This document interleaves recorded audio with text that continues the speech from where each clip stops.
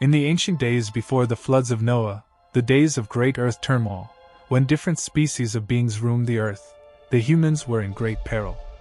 They have to contend with fallen angels, angels who came from heaven with a twisted ideology, the mindset to corrupt the earth and its inhabitants.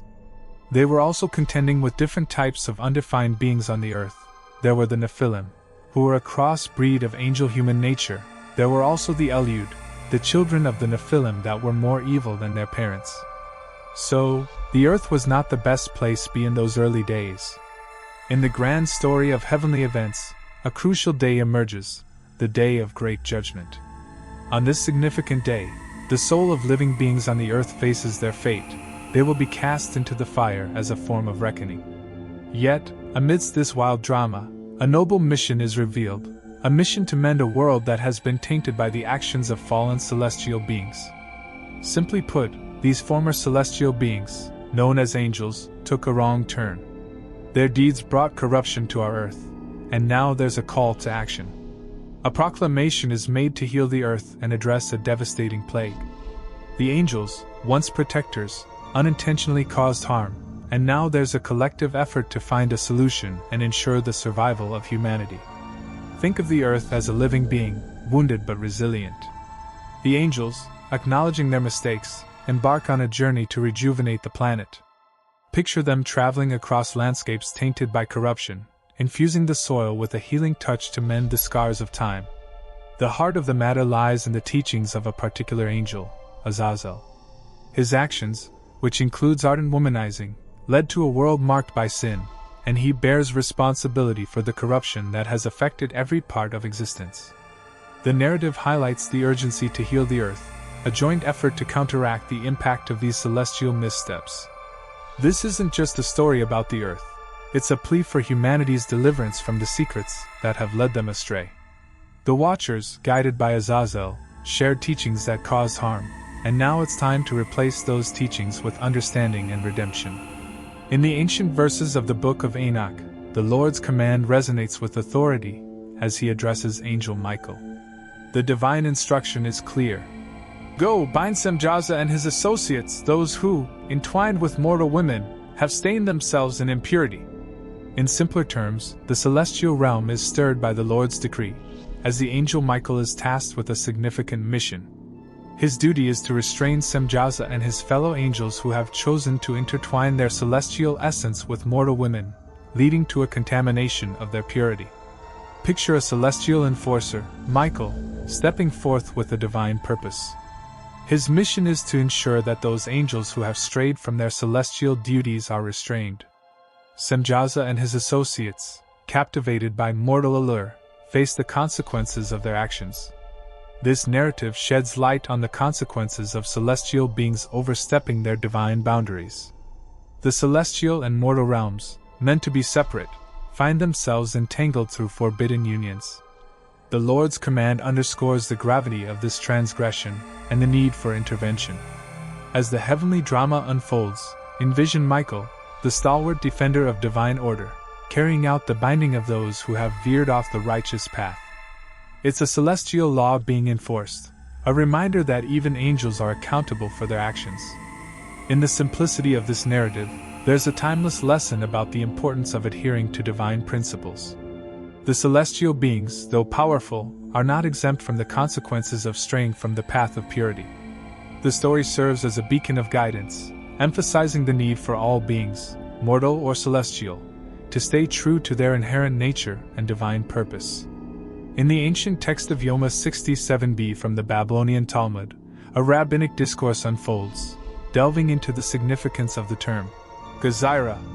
The Gemara, engaging in a query, poses the question, what purpose does the term Gezira serve for the other aspect of the discussion? The Gemara responds, drawing upon a teaching from a Baraita, that Gezira signifies nothing other than a cut.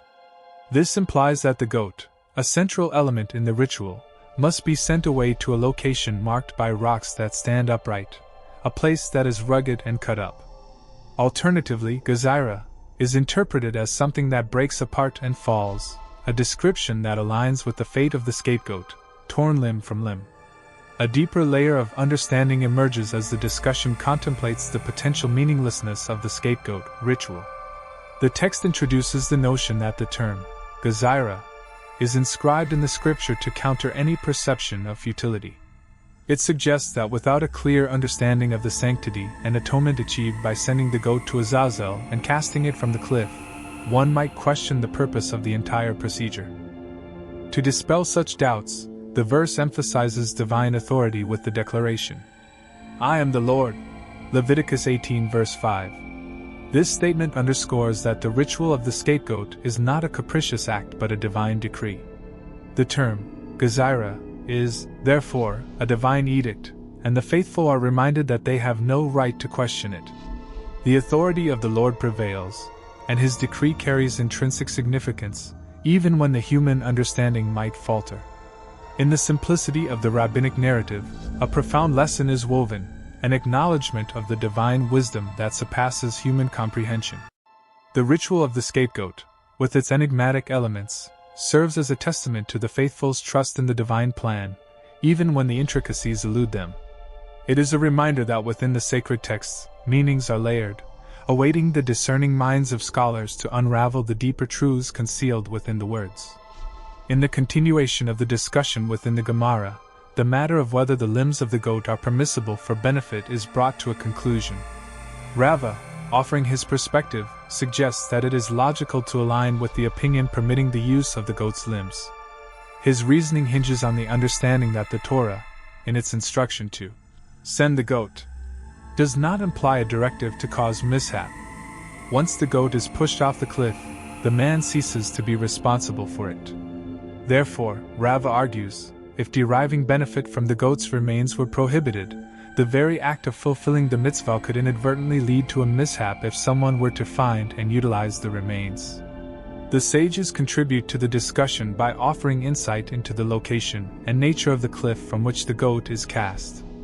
They emphasize that the term, Azazel, indicates a rough and hard surface, dispelling any notion that the cliff might be situated in a settled area. To reinforce this point, the verse specifies that the act occurs in the wilderness. Moreover, the use of the term, Gezira, in the verse implies an area that is sharp, akin to a cliff. Another Baraita sheds light on the interpretation of Azazel as a reference to the hardest mountain. This interpretation finds support in the verse from Ezekiel 17 verse 13, where, "And the mighty Ilai of the land he took away," is understood as a connection to Azazel.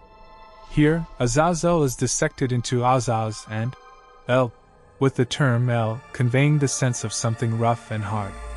In these intricate discussions, we witness the sages grappling with the nuances of language and interpretation to elucidate the specific details of the ritual.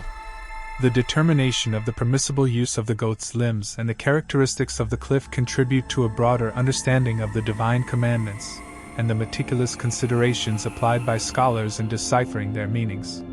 In the teachings of the school of Rabbi Yishmael, a profound interpretation of the term, Azazel, is presented. According to this perspective, the name, Azazel, is significant not merely as a geographical or descriptive reference, but rather it carries a symbolic weight. It atones for the actions of two beings named Uzzah and Azazel. Uzzah and Azazel are identified as sons of God, who transgressed by engaging with the daughters of men, an occurrence detailed in Genesis 6 verse 2.